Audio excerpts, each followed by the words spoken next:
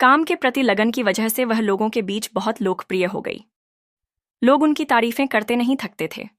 अक्सर उनकी प्रशंसा उनके पीठ पीछे भी सुनने को मिलती थी। लोग कहते थे, अगर हमारे देश में ऐसे आईएएस अधिकारी हो तो समाज का नक्शा ही बदल जाए। लोग यह भी मानते थे कि अगर कोई लड़की इतनी पढ़ाई लिखाई कर आगे बढ़ती है और उसे इस तरह का महत्वपूर्ण पद मिलता है तो उसे समाज के प्रति इसी प्रकार का व्यवहार और शक्ति का प्रदर्शन करना चाहिए। इन बातों से प्रियंका को और अधिक प्रेरणा मिली। उन्हें अपने कर्तव्यों को और भी ज्यादा जुनून और समर्पण के साथ निभाने की ऊर्जा प्राप्त हुई। प्रियंका, जो अब एक अनुभवी आईएएस अधिकारी बन चुकी थी, अपनी नई पोस्टिंग पर दूसरे जिले में पहुंची। वहां का हाल देखकर उनका मन विचलित हो गया। उस जिले की स्थिति बहुत ही दयनीय थी। ना तो सड़कें सही थीं, ना ही न्यायपालिका का कामकाज सुचारू रूप से चल रहा था। पुलिस चौकियां, थाने और कोतवाली की व्यवस्था बदहाल थी। गांवों में भ्रष्टाचार अपने चरम पर था। दबंग लोग कानून को अपने हाथ में लेकर मनमानी कर रहे थे और गरीब मजबूर जनता को कोई सहारा नहीं था। सरकारी स्कूलों में पढ़ाई लिखाई का नामो निशान तक नहीं था। शिक्षा की स्थिति इतनी खराब थी कि बच्चे स्कूल जाना ही छोड़ देते थे। कुल मिलाकर पूरा सिस्टम ध्वस्त था। प्रियंका ने जैसे ही अपनी जिम्मेदारी संभाली, उन्होंने चारों ओर का दौरा करना शुरू किया। उन्होंने देखा कि लोग बेहद मुश्किल हालात में जीने को मजबूर थे। हर जगह बदहाली और भ्रष्टाचार का बोलबाला था। यह सब देखकर प्रियंका के भीतर एक आग जल उठी। उन्होंने ठान लिया कि इस स्थिति को बदलना है। एक दिन उन्होंने एक स्थानीय गरीब व्यक्ति को अपने कार्यालय में बुलाया और उससे जिले की असली स्थिति के बारे में जानकारी मांगी। उस व्यक्ति ने कहा, मैडम, यहाँ की व्यवस्था तो बहुत ही खराब है। विधायक और सांसद सिर्फ अपने स्वार्थ में लगे रहते हैं। जो दबंग लोग हैं वही यहाँ राज करते हैं। गांव के लोग रोज दहशत में जीते हैं और नेता सिर्फ जनता को लूटने का काम करते हैं। उसकी बातें सुनकर प्रियंका और भी दृढ़ संकल्पित हो गई। उन्होंने मन ही मन सोचा कि अब इस जिले का नक्शा बदलना ही होगा। तो दोस्तों, आईएएस साहिबा प्रियंका ने जब यह महसूस किया कि जिले की व्यवस्था को सुधारने के लिए सबसे जरूरी है शिक्षा व्यवस्था को सही करना, तो उन्होंने इसे अपनी प्राथमिकता बना लिया।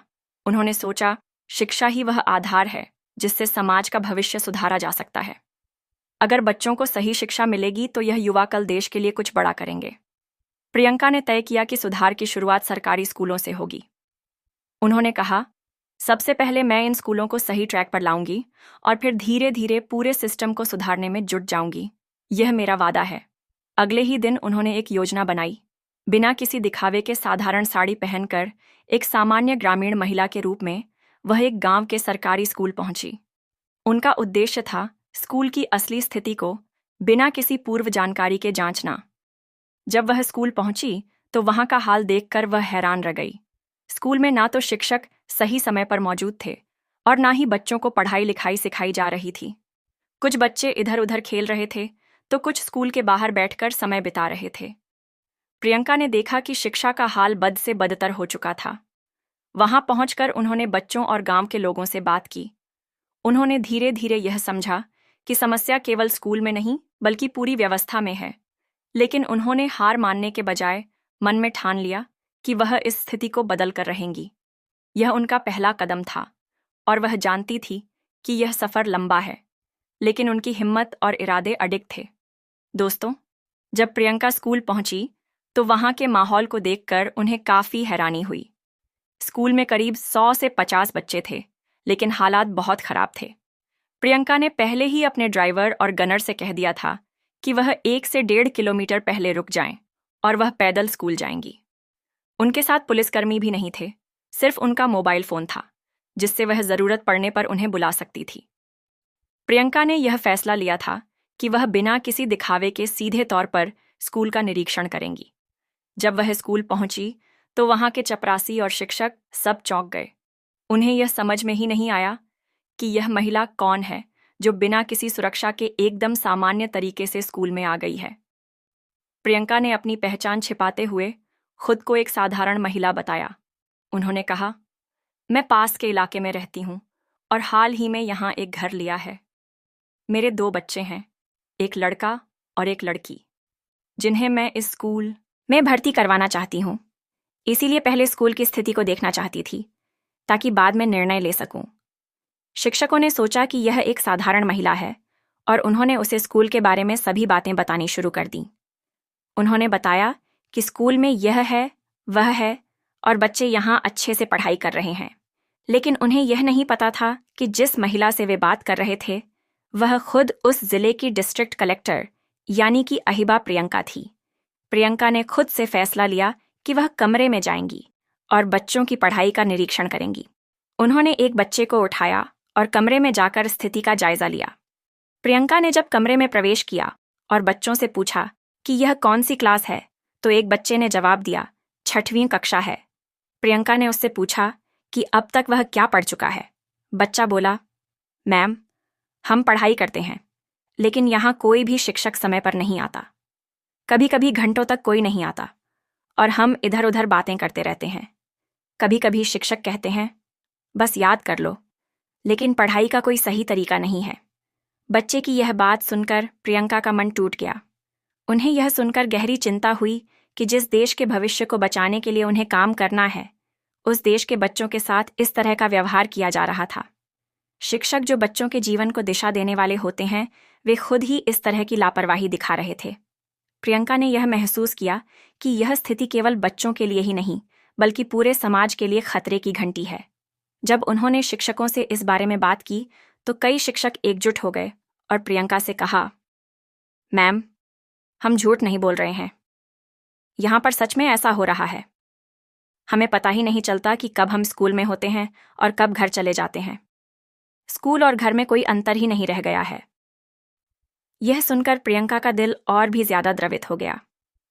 उन्होंने ठान लिया कि वह इस स्थिति को बदल कर रहेंगी। अब उनका मुख्य उद्देश्य इस स्कूल की स्थिति को सुधारना और बच्चों को वह शिक्षा देना था जिसके वे हकदार थे। प्रियंका को जब बच्चों और शिक्षकों की बातें पता चली, तो उनका गुस्सा और दुख दोनों एक साथ बढ़ गया। उन्होंने तुरंत अपने ऑफिस में जाकर स्कूल के प्रधानाचार्य और संबंधित अधिकारियों से पूछताछ शुरू की।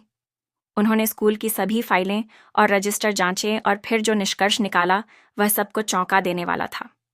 प्रियंका ने निर्णय लिया कि अब से स्कूल में जो भी शिक्षक या कर्मचारी काम कर रहे हैं, उनके खिलाफ कार्रवाई की जाएगी।